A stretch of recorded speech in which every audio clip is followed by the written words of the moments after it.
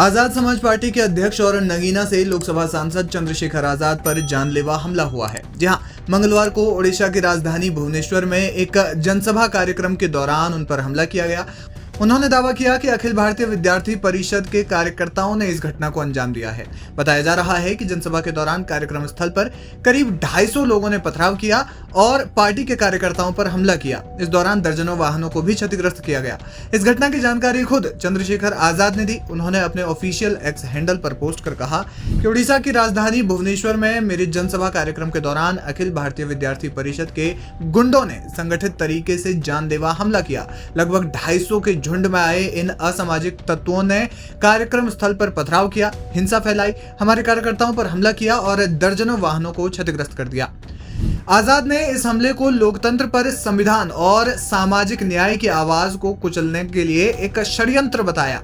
आजाद ने कहा कि यह घटना बताती है कि संघ परिवार के संगठनों को सत्ता का खुला संरक्षण प्राप्त है। उन्होंने हमले के दोषियों को गिरफ्तार करने और कठोर कानूनी कार्रवाई की मांग की। आजाद ने कहा कि वही ताकतें हैं जो बहुजन आंदोलन, दलित पिछड़े समाज और संवैधानिक अधिकारों के लिए उठने वाली हर आवाज को हिंसा और गुंडागर्दी से दबाने की कोशिश करती है। लेकिन हम साफ कर देना चाहते हैं कि हम डरने वाले नहीं हैं, हम झुकने वाले नहीं हैं। उन्होंने कहा कि हमारा संघर्ष लोकतंत्र की रक्षा का है और ये हर कीमत पर जारी रहेगा। आपको बता दें कि भुवनेश्वर में चंद्रशेखर आजाद ने पार्टी और भीम आर्मी से जुड़े कार्यकर्ताओं से संवाद किया। उन्होंने कहा कि उड़ीसा में पिछले कई सालों से भीम आर्मी का काम तेजी से जारी है। उन्होंने उड़ीसा में भीम आर्मी टीम को धन्यवाद दिया और कहा कि वे राज्य में जल्द ही आजाद समाज पार्टी को जमीन पर उतारने जा रहे हैं। पिछले 6-7 साल से भीम आर्मी का काम बहुत तेजी से जारी है और बिना आर्थिक साधनों के जिस तरह की ऐतिहासिक भीड़ जो है, संख्या बल कार्यकर्ताओं का, अनुशासित कार्यकर्ताओं जुटा है, यहाँ की मैं पूरी प्रदेश की टीम का, भीम आर्मी का बहुत बहुत धन्यवाद करूंगा। जिले की टीम का भी, यहाँ हमारा 300 जिलों में संगठन है और मैं मानता हूं कि अब यहाँ आजाद समाज पार्टी को हम लोग जो हैं जमीन पर उतारने वाले हैं। सामाजिक कार्य हमारा चल रहा था, लेकिन पॉलिटिकल कार्य भी हमारा आगे बढ़ता रहे, क्योंकि हमारे इन लोगों को वोट भी देनी है। जब मजबूत संगठन यहाँ बन गया और इनको वोट भी देनी है भविष्य में, तो ये वोट भी अपनी पार्टी को दें, जिसके जरिए शक्ति बना के जो है लोगों की समस्याओं का हल करें। जो पॉलिसी मेकिंग होती है वो असेंबली में या पार्लियामेंट में होती है। जब तक ये चुन के नहीं जाएंगे और असेंबली या पार्लियामेंट का हिस्सा नहीं बनेंगे, तो जिस पॉलिसी पे हम लोग काम करना चाहते हैं वो कैसे पहुंचेगी। तो दलित, पिछड़े, आदिवासी, मुस्लिम और अन्य धार्मिक अल्पसंख्यकों के हितों की रक्षा के लिए आजाद समाज पार्टी को अब बहुत जल्द जो है यहाँ हम संगठनात्मक स्वरूप देने जा रहे हैं। आज उसी को लेके सम्मेलन था और आज रात में जो है शाम में हम लोग इसको संगठनात्मक रूप देके चर्चा करके और बहुत जल्द आजाद समाज पार्टी यहाँ धरातल पे काम करती दिखाई देगी और चुनाव में फाइट करेगी। अभी डिलिमिटेशन भी चल रहा है, डिलिमिटेशन इशू है जो साउथ स्टेट्स अपोज कर रहे हैं, उसके ऊपर आप क्या राय है? देखिए, डीलिमिटेशन तो होता ही है, जहां तक मुझे जानकारी है उसका एक पीरियड है और उस पीरियड के बाद वो होता ही है। लास्ट 2005-6 के करीब हुआ था और अब उसका समय आ गया है, वो होगा और फिर बहुत सारी संख्या के आधार पर, जो संख्या बढ़ी है उसके आधार पर सीटों का निर्धारण होगा, कहीं बढ़ेंगी कहीं घटेंगी। एक प्रक्रिया है, इसमें मेरा कोई असंतोष नहीं। ठीक है, वो जो असंतोष कर रहे हैं उसके पीछे कोई कारण होगा, उनको भी सुनना चाहिए। मेरा हमेशा ये रहा है कि कानून को किसी के ऊपर थोपना चाहिए, उनके साथ संवाद करके जो है कि सब लोग सहयोग करके उसको जो है और आगे बढ़ाएं। ऐसे जो है सरकार की मंशा होनी चाहिए। सीट कम रहा है तो इसलिए लोग विरोध कर रहे हैं साउथ में जो संसद। देखिए, अभी तो हुआ भी नहीं है, अभी तो हुआ भी नहीं है ना भाई। जब होगा तभी तो पता लगेगा क्या हो रहा है क्या नहीं हो रहा। और अगर किसी की चिंताएं हैं तो हो सकता है उनको समझते हो कि सरकार का रुख उनके प्रति अच्छा नहीं है। देखिए, सेंसस हो और उसके बाद डीलिमिटेशन हो और फिर ये सब चीजें जो हैं धरातल में आए और जिसकी इतनी संख्या भारी, उसकी इतनी हिस्सेदारी के प्रारूप पे फॉर्मूला आगे बढ़े, तभी जाके सब कुछ ठीक हो पाएगा। और एक इशू है कि महाराष्ट्र में एक समाजवादी पार्टी का एमएलए ने ये बोला है कि औरंगजेब ने 52 ईयर्स यहीं पे रूल किए, तो हिंदू को मुस्लिम में कन्वर्ट करते तो और ज्यादा हिंदू मुस्लिम हो जाए। इस मामले में समाजवादी का ज्ञान कुछ ज्यादा हो सकता, मेरा नहीं है इतना। मैं लोगों के जनहित के मुद्दों की लड़ाई लड़ रहा हूँ और मैं उसको लड़ता हूँ। आजाद समाज पार्टी भीम आर्मी उसी पे काम कर रही है, संविधान के अनुरूप।